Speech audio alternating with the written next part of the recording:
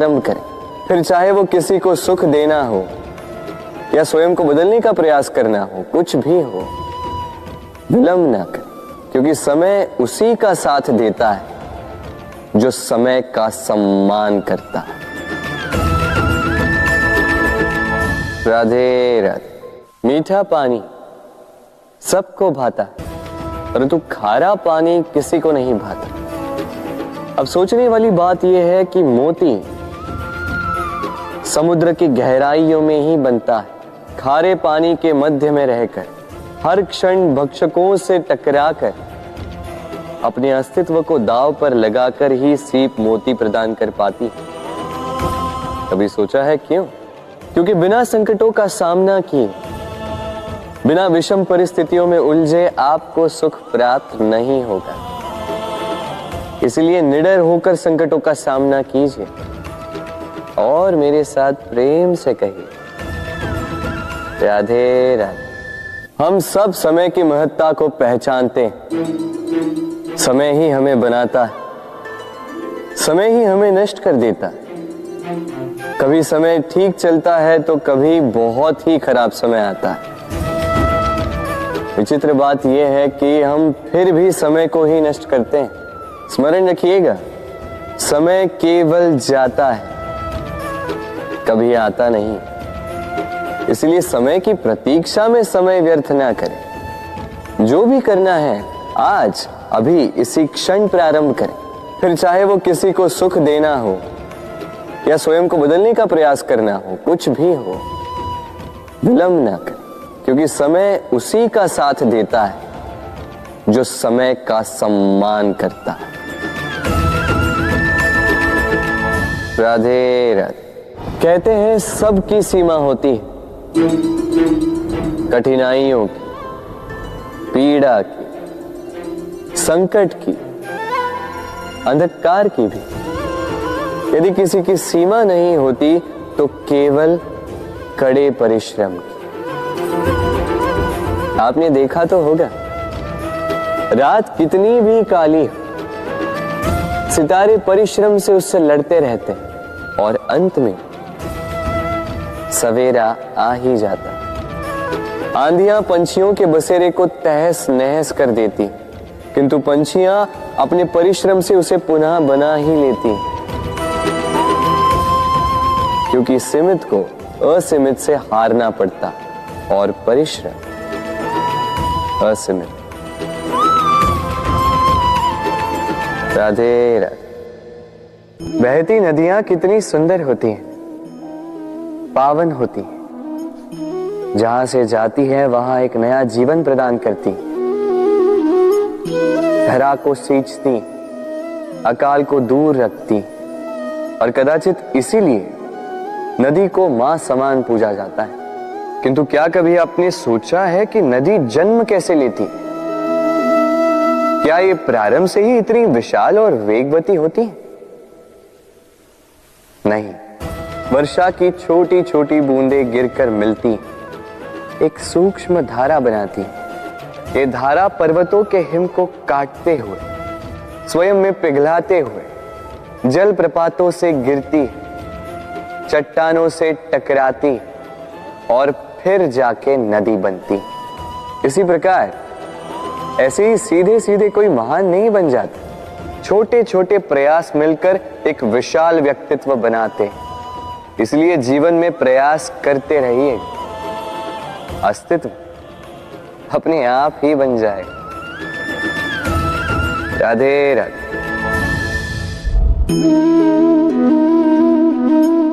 ये पुष्प देख रहे हैं आप? ये वही पुष्प है जिसका जीवन इस डाली पर आरंभ हुआ था। पहले कलिका बनकर फूटा, फिर धीरे धीरे मुख खोला, फिर अपने पंखुड़ियों का विस्तार किया, देखने वालों की आंखों में प्रशंसा देखी, मधु के लिए तितलियों को ललचाया और फिर डाली से टूटकर नीचे गिरा हुआ पाया। क्यों? नियति ने ऐसा क्यों किया? सोचिए। क्योंकि उस डाली पर टिके रहना इस पुष्प के जीवन का ध्येय कभी था ही नहीं। अब या तो ये पुष्प देवताओं के मस्तक पे सुशोभित होगा, या किसी स्त्री के आभूषण में गूंथा जाएगा, या किसी के प्रेम प्रदर्शन का माध्यम बने। देखिए, जीवन में लक्ष्य को पाना है तो यात्रा से भय नहीं होना चाहिए। अपना अस्तित्व बनाना है तो उनकी छाव से दूर जाना ही पड़ेगा जिन्होंने आपको अस्तित्व में लाया। यही जीवन की निरंतरता है। राधे राधे।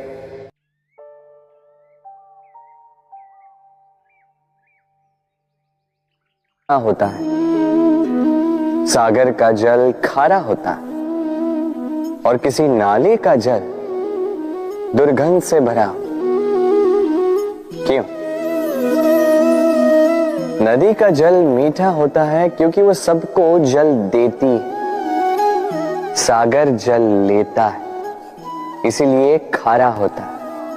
और नाला, उसका बहना रुक जाता है और इसी कारण से वो दुर्गंधपूर्ण हो जाता है, किसी काम का नहीं रहता। हमारे जीवन में भी कुछ ऐसा ही होता है।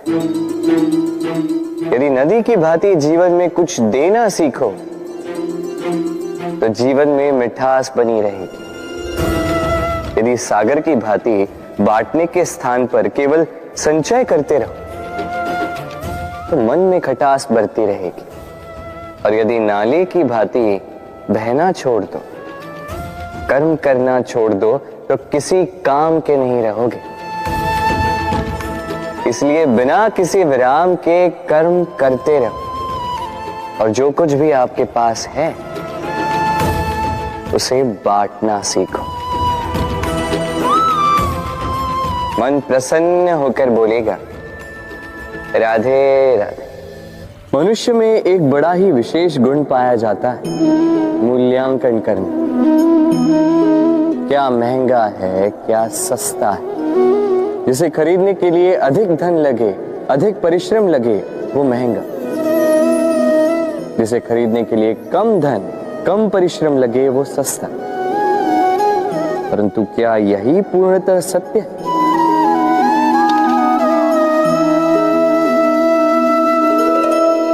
अब आपके सामने एक पात्र है जिसमें जल भरा है और एक सोने का सिक्का।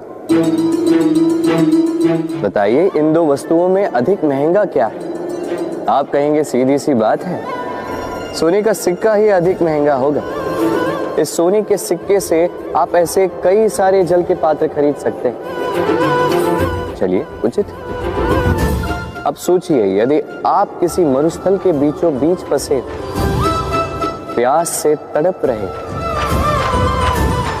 तब क्या महंगा होगा? तब तो आप इस एक घूंट जल के लिए अपनी जीवन भर की कमाई पाई पाई यूं ही गंवाने के लिए सज्ज हो जाएंगे। स्मरण रखिएगा,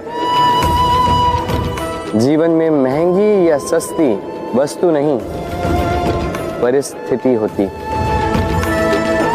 और आवश्यकता पड़ने पर जो काम आ, उससे अमूल्य इस संसार में और कुछ भी नहीं। राधे राधे। ये है सुई और ये है तलवार। अब आप बताइए, आपके दृष्टिकोण से इन दोनों वस्तुओं में से क्या अधिक शक्तिशाली और महत्वपूर्ण होगा? आप कहेंगे तलवार ही अधिक शक्तिशाली या महत्वपूर्ण है। चलिए मानते हैं तलवार अधिक भारी होती है। तलवार युद्ध में आपको विजय दिलाती है, शत्रु का विनाश करती है। किंतु तलवार से कभी आप आपके वस्त्र सी नहीं पाएंगे। यदि पांव में कांटा चुभ जाए तो उसे आप तलवार से नहीं निकाल सकते। आपको सुई का उपयोग करना ही होगा। अब बताइए, तलवार को पाने के पश्चात ऐसे इस प्रकार सुई को खो देना क्या उचित होगा?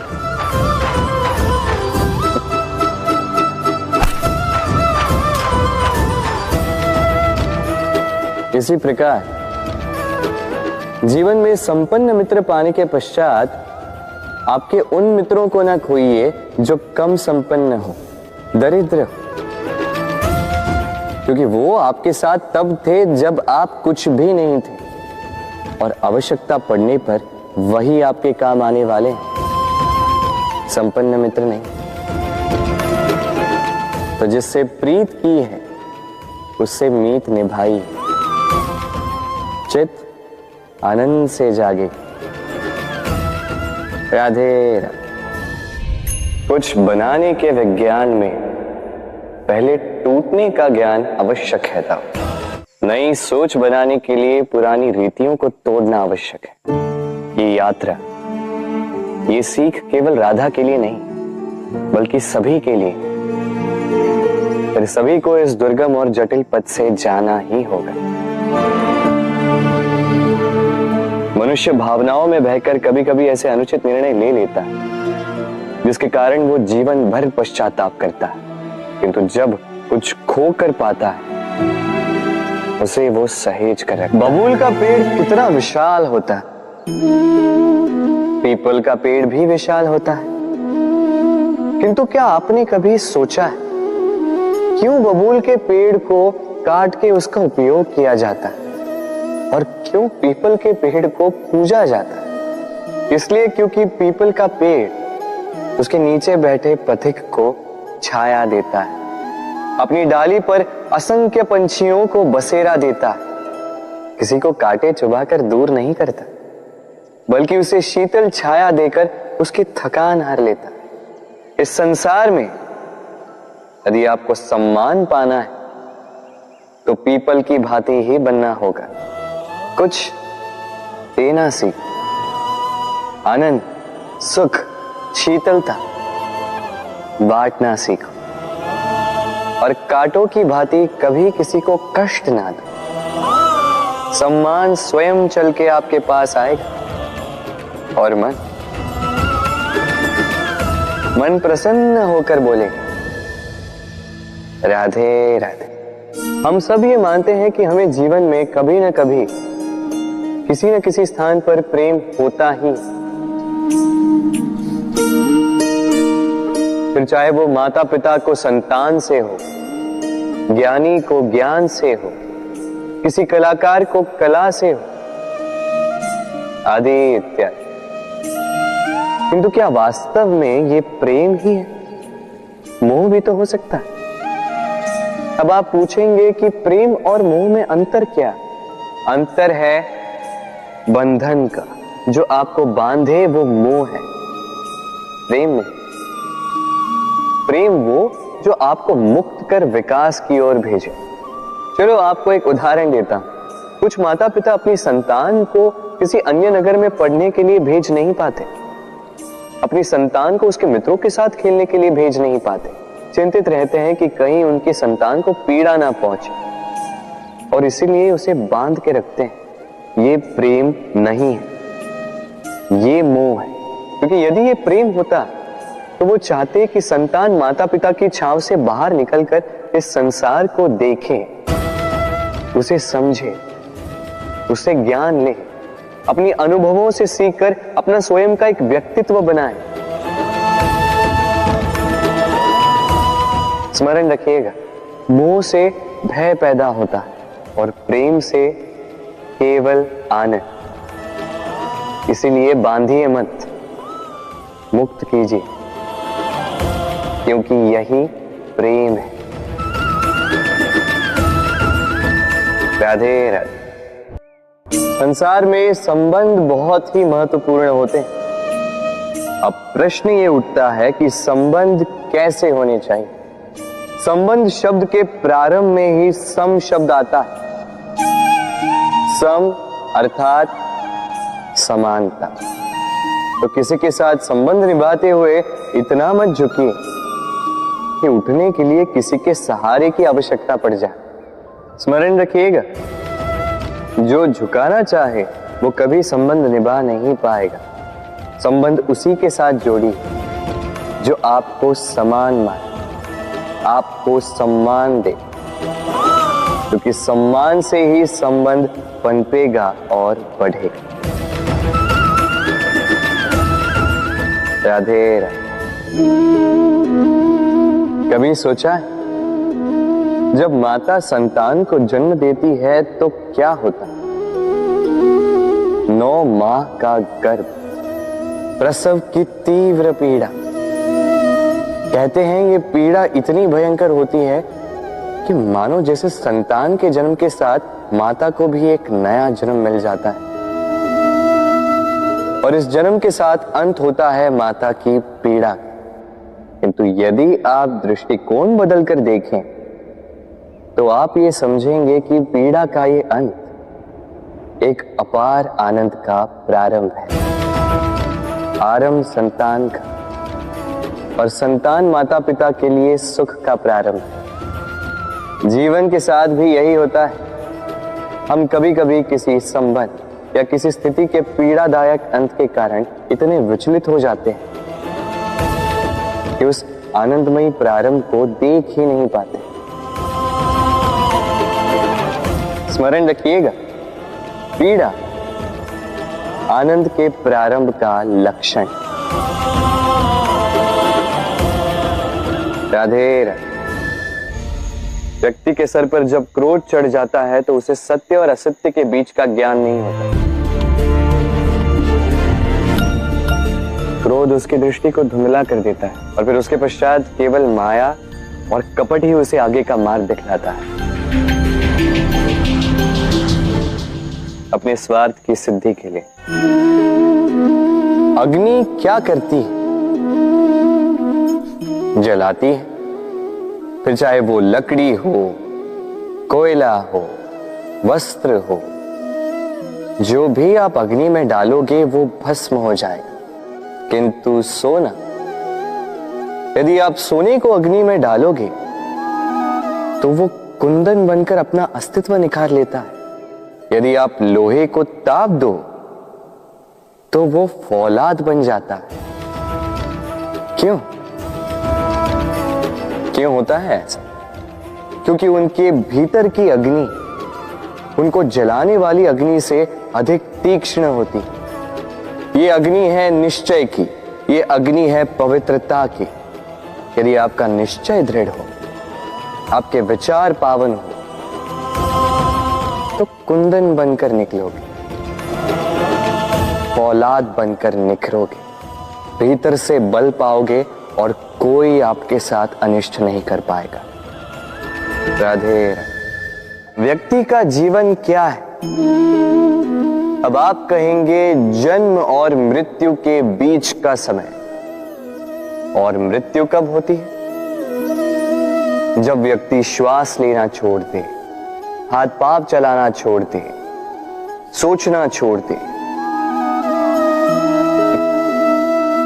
ऐसा नहीं। देखिए, जल की मृत्यु तब नहीं होती जब वो सूख जाती। जल की मृत्यु तब होती है जब वो प्यास बुझाना बंद कर देती है। सूर्य की मृत्यु तब नहीं होती जब उस पर ग्रहण लग जाए या जब सूर्यास्त हो जाए। सूर्य की मृत्यु तब होती है जब वो भविष्य में इस संसार के जीवों को प्रकाश की आशा देना छोड़ दे। उसी प्रकार मनुष्य का अंत, उसकी मृत्यु तब होती है जब उसके भीतर की करुणा का अंत हो जाए।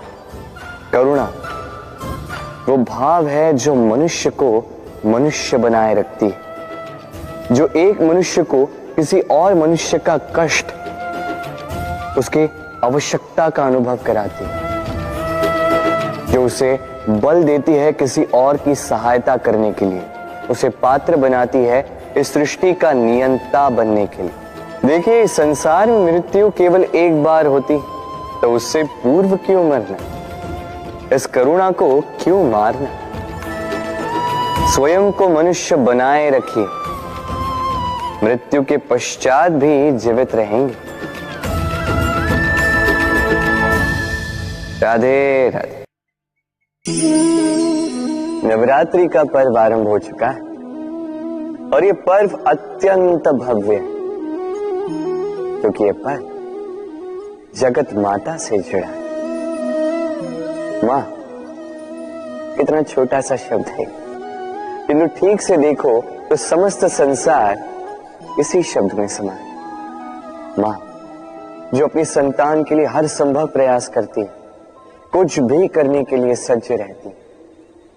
मां, जिसका सबसे बड़ा गुण निश्चलता, मन में ना कोई पूर्वाग्रह, ना कोई भेदभाव, ना कोई छल कपट, और इतनी भोली होती है मां। संतान भले ही झूठा रो दे, मां को लगता है कि कदाचित वास्तव में भूख लगी होगी। मां चाहे जन्म देने वाली हो, चाहे पालने वाली, स्वर्ग, ये स्वर्ग हमें मां के चरणों के नीचे ही प्राप्त होता है। इसी मां को हमारा शत शत प्रणाम। राधे राधे। सहनशीलता मां का दूसरा सबसे बड़ा गुण। कहते हैं कि धरती से अधिक सहनशील और कोई नहीं। उसे खोदने के पश्चात भी धरती हमें फसल देती है, किंतु मां, ये मां धरती से कम सहनशील नहीं। तनिक सोचिए, 9 माह तक संतान को अपनी कोख में रखना, क्या ये सहनशीलता कोई पुरुष दिखा सकता? क्या ये सहनशीलता कोई पिता दिखा सकता है? स्त्री में शील भले, सहनशीलता की परिभाषा उसे मां बनने के पश्चात प्राप्त होती है। स्वयं का अस्तित्व भुलाकर संतान का अस्तित्व बनाती है। शिशु की लात खाकर भी आनंद से उसे दूध पिलाती है।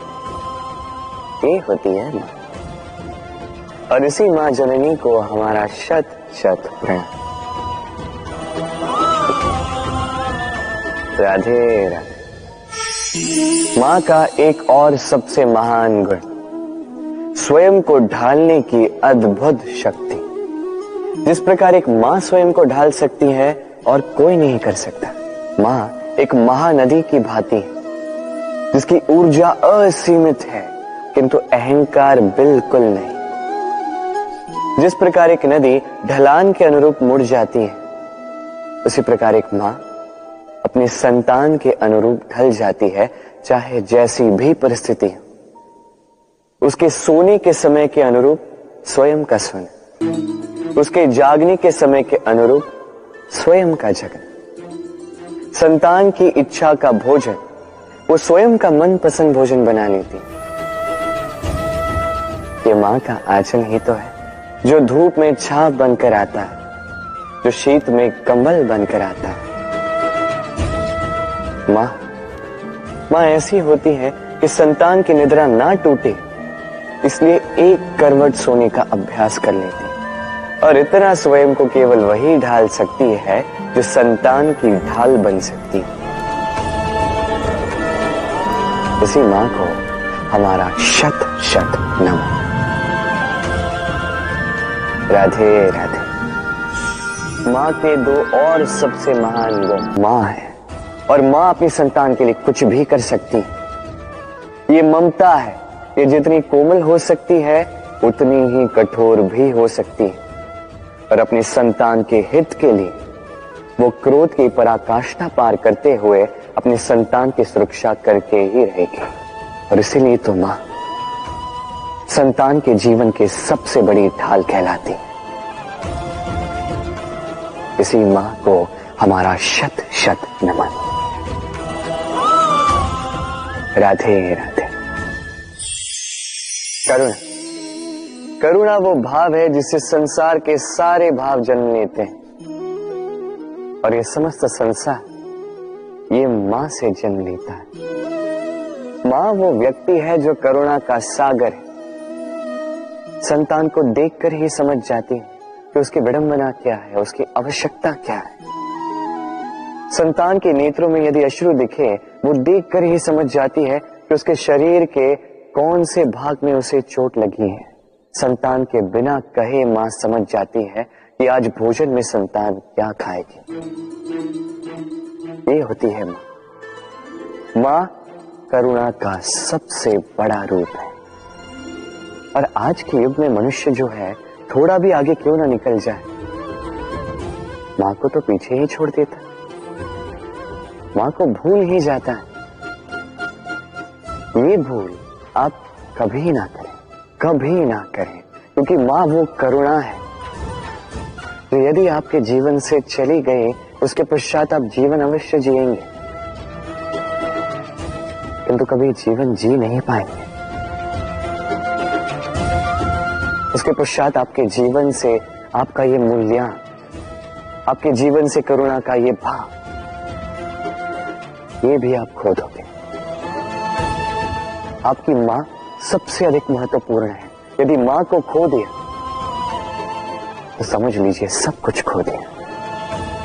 इसलिए मां को सदैव स्मरण रखिए, सदैव उसे प्रेम कीजिए और मेरे साथ कहें राधे राधे। आज विजयदशमी, वो दिन है जब श्री राम ने रावण का वध किया। वो दिन है जब श्री राम ने लंका पर विजय प्राप्त की। लोग कहते हैं कि ये अच्छाई की बुराई पर विजय का प्रतीक है। इसे देखने का एक और रूप भी है। जी हां, ये प्रेम के विजय का भी प्रतीक है, ये परिवार के विजय का भी प्रतीक है। आपको तो ज्ञात होगा ही कि रावण महाज्ञानी था, महाशक्तिशाली था, महादेव का परम भक्त था रावण। अब जो व्यक्ति कैलाश पर्वत उठा सकता था, वो व्यक्ति स्वयं एक कटे हुए वृक्ष की भांति श्री राम के चरणों में गिरा हुआ था। क्यों? क्योंकि राम के साथ लक्ष्मण थे, वही रावण के साथ विभीषण भी नहीं था। एक और परिवार में बढ़ता प्रेम था, तो दूसरी ओर परिवार में बढ़ती दरार। स्मरण रखिएगा, यदि संसार पर विजय प्राप्त करनी है तो सर्वप्रथम परिवार में प्रेम बनाए रखना होगा। परिवार में केवल प्रेम बढ़ाइए, द्वेष कभी नहीं। आप सदैव सुखी रहें और जीवन की हर बाधा पर आप विजय प्राप्त करें। राधे राधे। देखिए, कल जो आने वाला है उसके लिए आज को व्यर्थ करना अनुचित है। हमें इस प्रकृति से यही सोच, यही सीख पानी चाहिए। आज का ये क्षण ये कल नहीं आएगा, और कल जो क्षण आने वाला है वो आज को किसी भी प्रकार से प्रभावित नहीं करता। बस इसी सीख को ध्यान में रखते हुए आप सभी निश्चिंत रहिए।